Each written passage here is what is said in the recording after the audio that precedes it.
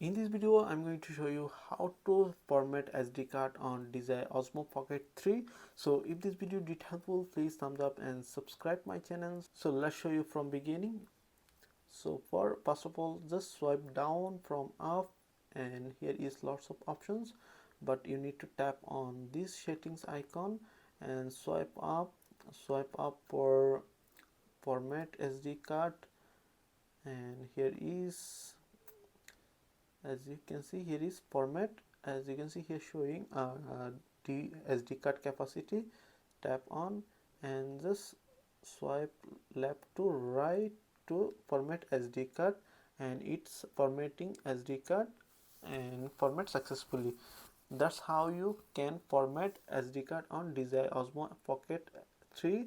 So pretty much that's it. If you have any questions, please let me know in comments. If this video did helpful, please thumbs up and share my video. See you on the next.